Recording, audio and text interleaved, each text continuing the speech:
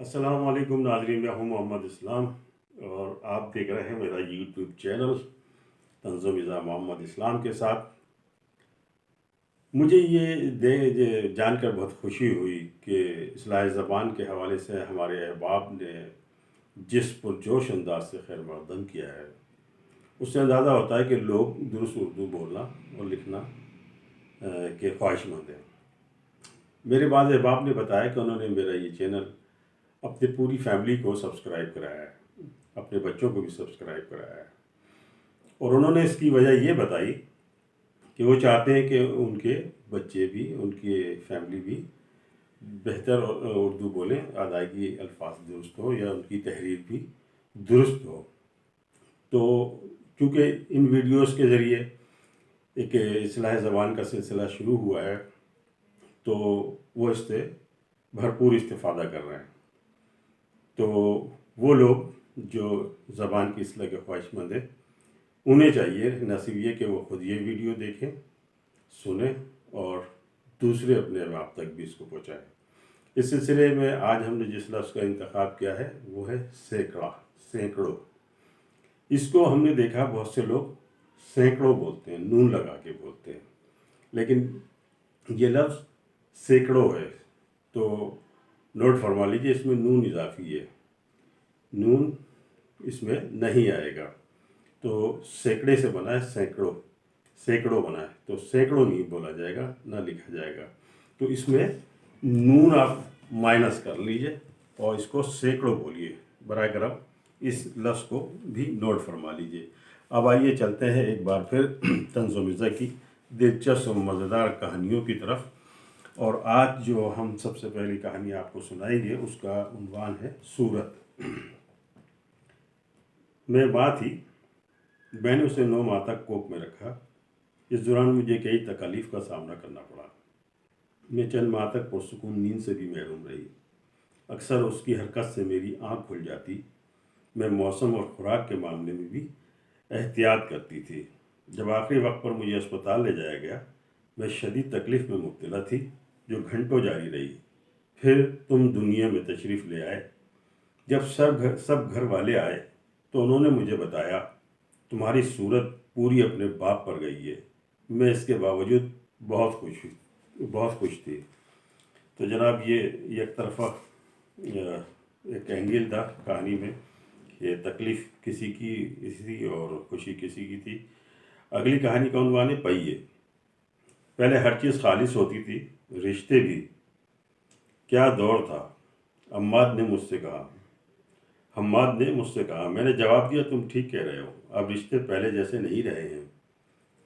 حماد نے جواباً پوچھا تم نے سنا ہے میاں بیوی گاڑی کے 2 پہیے ہوتے ہیں؟ میاں بیوی گاڑی کے 2 پہیے ہوتے ہیں، اگر دونوں پہیے ٹھیک ٹھاک ہوں تو گاڑی چلتی رہتی ہے۔ اگر دونوں پہیے ٹھیک ٹھاک ہوں تو گاڑی چلتی رہتی ہے۔ میں نے جواب دیا ہاں۔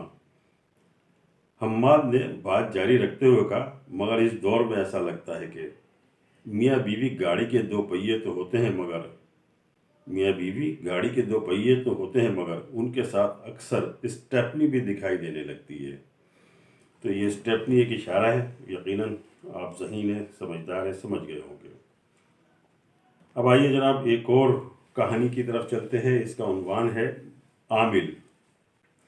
میں نے بہت سے عامل دیکھے ہیں، لیکن جو بات عامل گوگو بادشاہ میں تھی وہ کسی میں نہ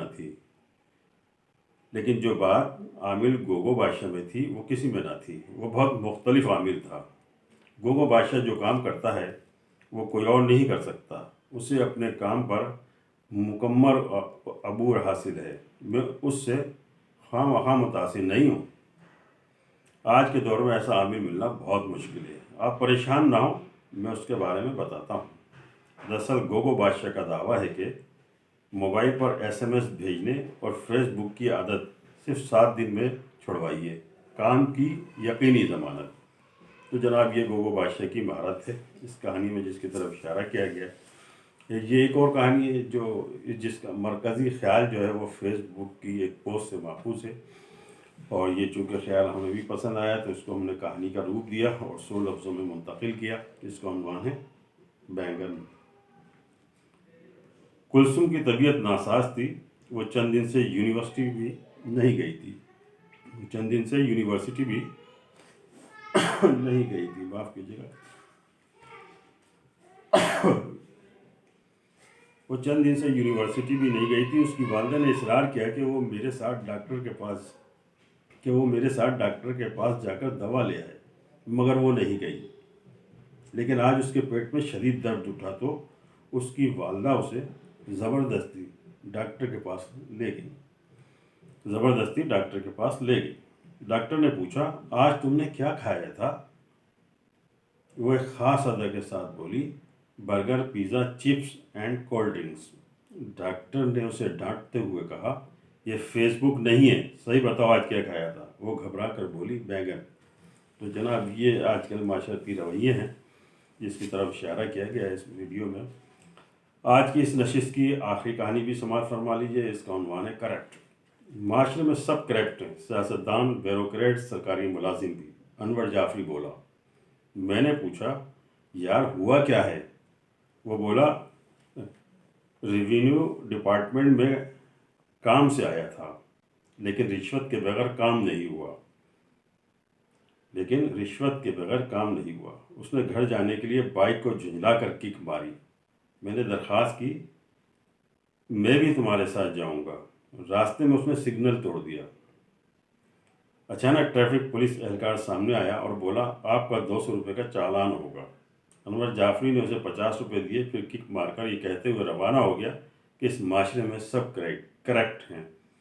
تو جناب یہ کرپشن کے حوالے سے تھی آج کی ہماری اس نشست کی آخری کہانی۔ امید ہے کہانیاں بھی حسب روایت آپ کو پسند آئیں گی، اور اس کے ساتھ ساتھ ہماری روایتی درخواست آپ سے کہ برائے کرم ہماری ان ویڈیوز کو لائک، شیئر اور سبسکرائب کرتے رہیے گا۔ اس کے ساتھ ہی اللہ حافظ، اور اپنا بہت خیال رکھیے گا۔